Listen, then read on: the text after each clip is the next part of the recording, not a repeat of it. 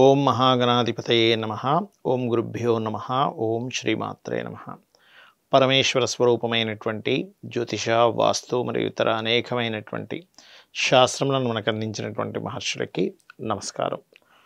హయగ్రీవ హయగ్రీవ హయగ్రీవేతి యో వదేత్ తస్య నిస్సరతే వాణి జనుకన్యా ప్రవాహవత్. అరుణాం కరుణాతరంగితాక్షీం ధృతపాశాంకుశపుష్పబాణచాపాం అనిమాదిభిరావృతాం మయూకైః అహమిత్యేవ విభావయే భవానీం. శ్రీమాత్రే నమః. ప్రేక్షకులకి లలితాంబిక అమ్మవారి యొక్క అనుగ్రహం పరిపూర్ణంగా కలగాలని మనస్ఫూర్తి కోరుకుంటూ మనం ఈరోజు చెప్పుకోయేటువంటి టాపిక్ ఏమిటంటే, మనం గత ఎపిసోడ్లో ప్రత్యక్షితీ రూప పశ్యంతి పరదేవత వరకు చెప్పుకున్నాం మనం. అయితే ఇక్కడ ఇవాళ 370వ నామంలో మధ్యమా వైఖరి రూప అనేటువంటి నామం గురించి తెలుసుకోబోతున్నాం. ఇక్కడ చూసుకున్నట్లయితే మధ్యమ వైఖరి రూప భక్త మానస హంసిక అనేటువంటి నామం అంటూ ఉంటాం మనం లలిత సహస్రనామాలు. మధ్యమ అంటే మణిపూర అనాహత చక్ర రూపమైనటువంటిది ఈ అమ్మవారు. మధ్యమ అంటే మధ్యలో ఉన్నటువంటిది కాబట్టి మధ్యమ అనేటువంటి నామం ఇక్కడ పడుతుంది. అయితే ఇక్కడ చూసుకున్నట్లయితే వైఖరి రూప, వైఖరి అంటే స్పష్టంగా వాక్యమై అంటే వ్యక్తమైనటువంటి వాక్కు యొక్క స్వరూపిణి పరాశక్తి. అంటే ఎవరికైనా సరే వాక్కు సంబంధంగా లేదనుకోండి, అంటే వాళ్ళకి సరిగ్గా మాట్లాడలేకపోతున్నారు, నత్తి ఉంటుంది, మాటలు సరిగ్గా రావట్లేదు, అప్పుడు కూడా ఈ నామం చేసుకోవచ్చు. ఓం వైఖరి రూపాయై నమః. వ్యక్తపరచడము వైఖరి అంటే వ్యక్తపరచు, మీ యొక్క భావన వ్యక్తపరచండి అంటూ ఉంటారు కదా, ఆ రకంగా వైఖరి రూప వ్యక్తపరిచేటువంటిది. కాబట్టి ఎవరైతే సరిగ్గా వ్యక్తపరచలేకపోతున్నారో వాక్కు యొక్క స్వరూపిణి అయినటువంటి ఆ పరాశక్తిని కనుక ధ్యానించినట్లయితే వాళ్ళు చాలా స్పష్టంగా మాట్లాడడము అనేటువంటి జరుగుతుంది. అదేవిధంగా భక్త మానస హంసిక, భక్తుల యొక్క మనస్సులో హంస వలె తిరుగుతుంటుందట అమ్మవారు. ఈ నామాన్ని కనుక జపిస్తే ఎటువంటి ఫలితం వస్తుందో చెప్తాను చూడండి.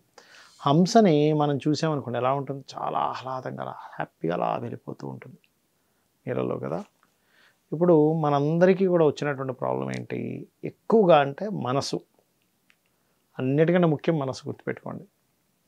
ఎందుకంటే చిన్నప్పటి నుంచి చూడండి, సరిగ్గా చదవలేదు, మనసు బాగోదు, టీచర్ ఏమంటుందో లేకపోతే ఇంట్లో వాళ్ళు ఏమంటారో కదా.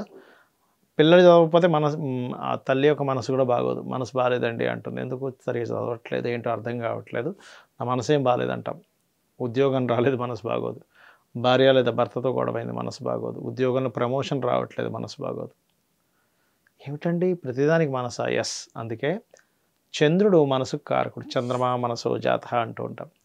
ఈ యొక్క చంద్రుడు గనక జన్మజాతకంలో బాగున్నాడు, మనసు ఆటోమేటిక్గా బాగుంటుంది.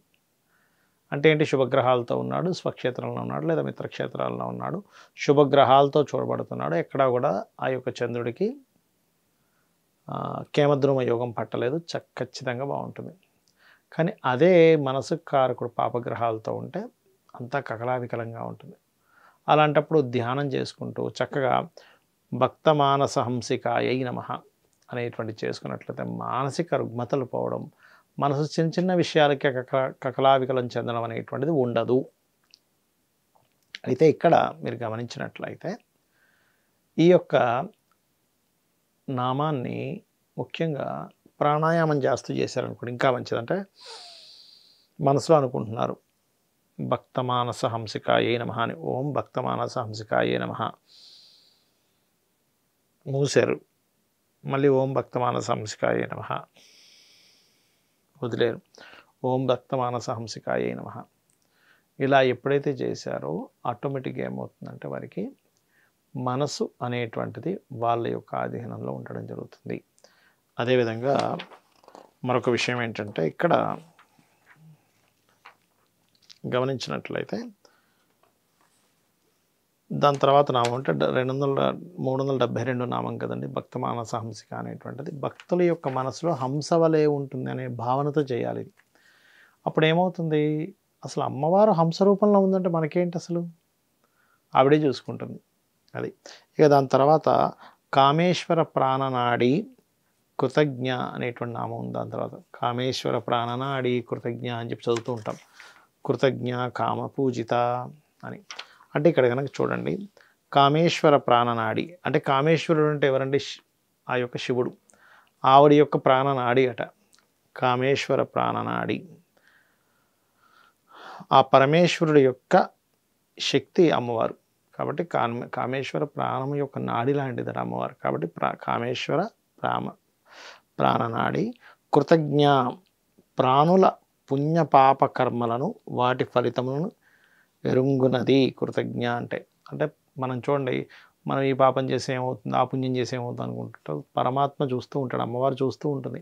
నువ్వు ఏ పాపం చేశావు, ఏ పుణ్యం చేశావు, వాటన్నిటిని తెలుసుకుంటూ ఫలితాలను ఇస్తుందట కృతజ్ఞ అంటే.